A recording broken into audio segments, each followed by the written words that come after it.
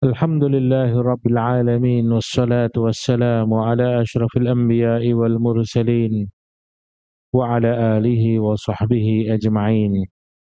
Ya ayyuhalladzina amanu taqullaha haqqa tuqatih wa la tamutunna illa wa antum muslimun. Subhanaka la ilma lana illa ma 'allamtana innaka antal alimul hakim. Rabbi shrah li sadri wa yassir li amri wahlul 'uqdatam min lisani yafqahu qawli, amma ba'du. Yang saya hormati Bapak Imam, para alim ulama, para ustadz, pengurus masjid, pejabat Mabes Polri, dan jamaah Masjid Al-Ikhlas Mabes Polri, yang insya Allah kita senantiasa dan selalu mengharapkan rahmat dan ridha Allah Subhanahu wa Ta'ala.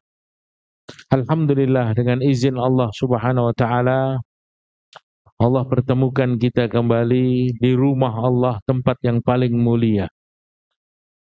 Pembahasan kita pada siang hari ini di pekan kedua hari Senin, Kitab Muntakhab Al-Ahadits, kita memilih tema Al-Masjid wa Baitul Muslim. Hubungan antara masjid dan rumah orang Islam. Ini sesuatu yang penting kita fahami. Mumpung kita masih hidup di dunia, kita harus betul-betul memahami sesuatu yang penting. Karena kita sebagai orang Islam membutuhkan masjid. Sebagaimana kita membutuhkan makan dan minum sehari-hari. Kita sebagai orang Islam membutuhkan masjid. Sebagaimana orang sakit membutuhkan obat-obatan. Kita sebagai orang Islam membutuhkan masjid sebagaimana ikan membutuhkan air. Seseorang yang berada pada fitrahnya, dia pasti akan selamat, pasti akan bahagia. Dan sebaliknya, ketika seseorang itu keluar dari fitrahnya, siapapun dia, apapun yang dia miliki, dia tidak akan pernah mendapatkan kebahagiaan. Kenapa? Karena dia keluar dari fitrahnya. Seperti ikan keluar dari air. Walaupun dia diletakkan di dalam akuarium terbuat dari emas murni, diletakkan batu-batu permata berlian di dalam akuarium itu, tapi kalau tidak ada air, maka si ikan tidak akan pernah selamat. Begitulah hubungan kita dengan masjid. Ketika kita ini berada dalam fitrah kita, agama, masjid, insya Allah, pasti dan pasti, ini janji Allah. Allah Subhanahu wa Ta'ala akan memberikan ketenangan kepada kita, kebahagiaan kepada kita, kedamaian kepada kita, keamanan kepada kita. Kenapa? Karena kita ada dalam fitrahnya. Maka Allah Subhanahu wa Ta'ala perintahkan kita supaya cepat menghadapkan arah kita, jangan sampai salah. Apa kata Allah? Fa'akim wajhaka lid-dini hanifa fitratallahu allati fataran nasa 'alaiha. Hadapkan wajahmu menghadap kepada agama. Balikkan wajahmu, pikiran kamu, hati kamu, jangan sampai jauh daripada agama. Jangan sampai jauh daripada masjid. Karena itu fitrah umat Islam. Tidak boleh jauh-jauh dari masjid. Maka seseorang yang menghubungkan dirinya dengan masjid, hakikatnya dia akan tersambung dengan Allah Subhanahu wa Ta'ala. Man wasala masjidan wasalahullah, wa man qata'a masjidan qata'ahullah. Siapa manusia, umat Islam yang menyambungkan dirinya dengan masjid, maka dia hakikatnya tersambung dengan Allah. Dan siapa yang memutuskan dirinya dengan masjid, hakikatnya dia terputus daripada Allah. seseorang yang ketika di dunia telah melakukan sesuatu yang membuat dirinya tersambung dengan Allah, maka pasti dia akan tersambung juga dengan Allah sampai ke akhirat nanti. Kenapa? Ad-dunya dhillul akhirah. Karena dunia ini bayangannya akhirat. Kalau kita di dunia ini tersambung dengan Allah, tersambung dengan rumah Allah, kita pun di akhirat akan nyambung dengan Allah, akan dapat ridhonya Allah, akan masuk surganya Allah. Kenapa? Ad-dunya dhillul akhirah. Karena dunia ini bayangannya akhirat. Kalau kita mau tahu bagaimana keadaan kita di akhirat, lihatlah keadaan kita di dunia ini. Bagaimana hubungan kita dengan rumah Allah. Bagaimana hubungan kita dengan firman-firman Allah. Karena dunia ini bayangannya akhirat. Maka kita harus sambungkan diri kita dengan masjid. Kenapa kita harus mencintai masjid? Kenapa? Kok kita harus mencintai masjid itu kenapa? Karena masjid ini rumah Allah. Orang yang ketika di dunia cinta dengan rumah Allah, maka dia akan dikasih hadiah oleh Allah. Bagaimana dia mengatakan dirinya cinta Allah, sedangkan dia tidak cinta dengan rumah Allah? Bagaimana dia akan menyambungkan dirinya dengan Allah untuk dapat ridhonya Allah, sedangkan dia tidak cinta dengan rumah Allah? Maka orang Islam harus cinta dengan masjid. Kenapa? Fa'innal masajida lillah. Karena masjid ini rumah Allah. Bukan rumahnya pengurus masjid. Bukan tempatnya sebuah perusahaan. Bukan milik perorangan. Tidak. Maka semua kalimat masjid dikatakan innama ya'muru masajidallah. Masjid-masjid Allah, masjid-masjid Allah, masjid-masjid Allah. Semua di dalam Al-Quran dikatakan macam itu. Kenapa? Karena masjid adalah rumah Allah. Maka kita harus mencintai masjid supaya kita dicintai Allah. Yang kedua, kenapa kita harus mencintai masjid? Karena masjid ini tempat yang terbaik, kata Nabi. Khairul biqa fid dunya masajiduha. Sebaik-baik tempat di dunia ini adalah masjid.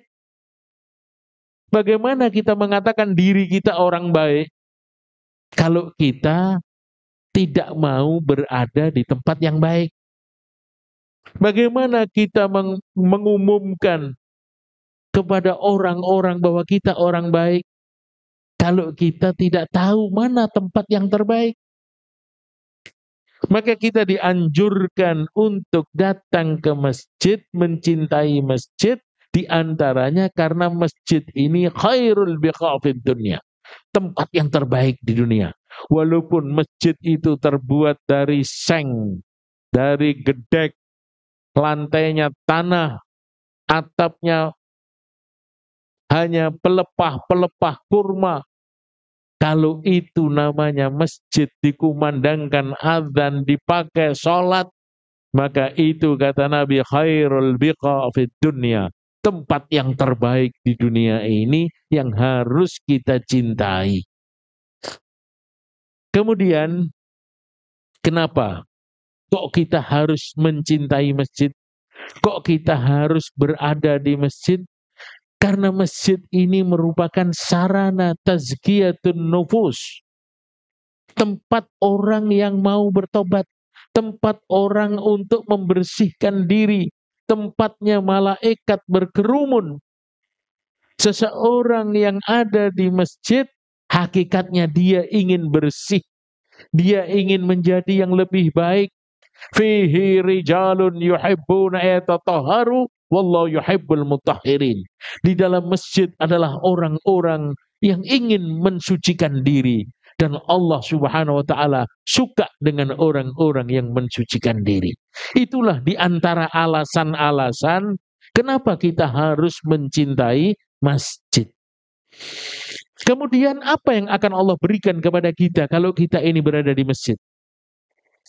Karena manusia ini kan pasti maunya hitung-hitungan.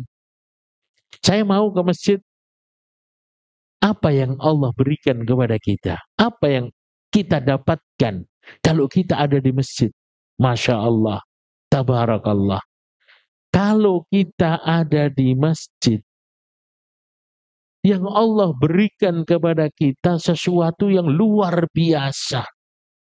Di antaranya, majtama'a qaumun fi baitin min buyutillah, yatluna kitab Allah, wa yatadarasunahu fima bainahum, illa nazalat alaihimus sakinah, wa ghashiyathumur rahmah, wa haffathumul malaikah, wa dzakarahumullahu fiman 'indah. Tidaklah satu kaum berkumpul di salah satu rumah Allah seperti sekarang ini yang sedang kita lakukan. Kita berkumpul di rumah Allah. Yatluna kitab Allah, kita dengarkan bacaan Al-Quran seperti yang saya baca. Wa tadarasunahu fima bainahum, dan kita mengajarkan satu dengan yang lain. Illa nazalat alaihimus sakinah, maka Allah subhanahu wa ta'ala akan turunkan sakinah kepada mereka. Apa itu sakinah? Sakinah itu mahal. Tidak mungkin mampu kita beli sebanyak apapun uang kita. Sakinah itu tidak dibikin di sebuah pabrik. Sakinah itu tidak dimiliki oleh siapapun. Sakinah itu murni datang dari Allah kepada orang-orang yang dikehendaki oleh Allah. Di antaranya Allah akan berikan kepada orang-orang yang duduk mendengarkan taklim di dalam masjid. Illa nazalat alaihimus sakinah, kecuali Allah akan turunkan sakinah. Makna sakinah itu banyak. Di antaranya kedamaian hati, ketenangan jiwa, ziyadatul iman, peningkatan iman. Itu hadiah pertama dari Allah. Lalu wa ghashiyathumur rahmah, dan orang-orang ini akan dicucuri rahmat. Bukan ditetesi rahmat, tapi dicucuri rahmat, digerojokin rahmat oleh Allah. Karena masjid ini tempatnya rahmat. Oleh karena itu, kalau kita masuk ke masjid, kita baca doa, langkahkan kaki kanan, Allahumma ftahli abwaba rahmatik. Ya Allah, bukakan untukku pintu-pintu rahmatmu, tempat cucuran rahmat. Bukan hanya itu. Wa hafathumul malaikah. Orang-orang ini, kita semua ini hakikatnya dikerumuni oleh para malaikat. Tapi memang tidak nampak. Kalau pahala dan dosa itu dinampakkan sekarang oleh Allah, tidak akan ada manusia satupun yang berani berbuat dosa dan maksiat kepada Allah. Nggak mungkin. Tapi memang Allah jadikan dunia ini ujian. Kita percaya atau tidak? Yakin atau tidak dengan firman Allah, dengan sabda Nabi? Hakikatnya kita ini sedang dikerumuni oleh malaikat. Malaikat bersusun-susun, bersaf-saf sampai ke arsy Allah. Apa yang dilakukan oleh Allah kepada malaikat? Wa dzakarahumullahu fiman indah. Nama-nama orang yang duduk ini dibanggakan oleh Allah di depan majelisnya para malaikat. Nama kita dan nama bapak kita disebut, dibanggakan di depan majelis malaikat. Kenapa? Karena kita mau berada di rumah Allah. Kita mau mendengarkan firman Allah. Kita sabar duduk di majelis yang mulia yang dicintai oleh Allah. Inilah taman-taman surga yang ada di dunia. Idza marartum biriyadil jannah farta'u. Kata Nabi, kalau kamu melewati taman surga, datang, mampir, singgah. Sahabat heran, kok ada taman surga di dunia? Wa mariyadul jannah ya Rasulullah. Apa itu taman surga di dunia ya Rasulullah? Hilakul dzikr. Halakoh-halakoh, majlis-majlis yang di dalamnya mengingat Allah, membesarkan Allah, memuji Allah, mengagungkan Allah. Itulah taman-taman surga yang ada di dunia ini. Kalau kita di dunia sering berada di taman surga, insya Allah di akhirat kita pun akan ada di taman surga. Kemudian di penghujung hadis tersebut, hadiah bagi orang yang ada di masjid dikatakan, wa fi akhiril majlis. Nanti ketika majlis ini ditutup dengan doa, nada munadin minas sama. Satu penyeru dari langit mengatakan, ankumu maghfuran lakum, qad butilat sayyiatikum hasanat. Bangunlah kamu dengan ampunan Allah. Allah telah gantikan kesalahanmu dengan kebaikan. Digugurkan dosa-dosa kita, diganti dengan kebaikan-kebaikan. Sebab sabar kita sebentar duduk di rumah Allah karena Allah Subhanahu wa ta'ala. Maka kalau kita ada di masjid, subhanallah, banyak yang Allah berikan kepada kita. Di antaranya tadi. Yang lain, Nabi bersabda, al-masjid baitu kulla taqiyyin. Masjid itu rumahnya orang takwa. Orang takwa itu harus cinta masjid, harus betah di masjid. Apalagi kalau umur kita sudah lewat 40 tahun. Man wasala arba'ina sanatan falyulazim masjid baitahu. Orang yang sudah melewati usia 40 tahun harus memperbanyak hidupnya di dalam masjid. Bukan berarti kita diam di masjid tanpa bekerja, mengurus keluarga. Tidak. Tapi tidak boleh kita lepas hubungan dengan masjid. Al-masjid baitu kulla taqiyyin. Masjid itu rumahnya orang takwa. Wa takaffalallahu liman kana masjid baitahu birrauhi warrahmah wal jawazi ila sirat ila ridwanillahi ilal jannah. Maka Allah Subhanahu wa ta'ala akan memberikan kepada orang yang menjadikan masjid sebagai rumahnya ar-rauhi war-rahmah, ketenangan dan cucuran rahmat, wal jawaz ila sirat, dan mudah dia melewati jembatan sirat ila ridwanillah, menuju ridhonya Allah, ilal jannah, sampai ke surganya Allah. Ini yang saya katakan tadi. Kalau orang di dunia sudah menunjukkan cintanya dengan rumah Allah, maka dia akan mendapatkan ridhonya Allah di dalam surga. Jangankan keberadaan kita di masjid. Saat kita jalan dari ruangan kita, tempat kerja kita menuju ke tempat ini, ke masjid, setiap langkah menaikkan derajat menggugurkan dosa. Langkah kedua menaikkan derajat menggugurkan dosa. Kenapa Allah berikan sebesar itu? Karena cintanya Allah kepada orang yang berjalan ke masjid. Man tawadda'a fa ahsana wudu'ahu summa raha ilal masjid lam yahtu khutwatan illa rufi'at lahu darajah wa khutta anhu sayyi'ah. Subhanallah, dan banyak lagi keutamaan orang yang mencintai masjid. Sekarang ada pertanyaan. Kenapa Allah berikan sebanyak itu pahala kepada orang yang ada di masjid? Kenapa? Karena Allah cinta dengan mereka. Allah suka dengan mereka. Allah bangga dengan perbuatan mereka.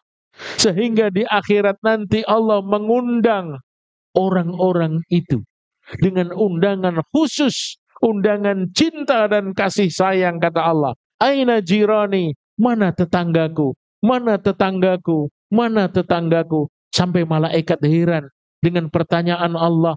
Kok Allah menanyakan tetangganya, siapa yang pantas jadi tetangga Allah? Allah tetap memanggil, aina umarul masajid wa qurra'ul Qur'an.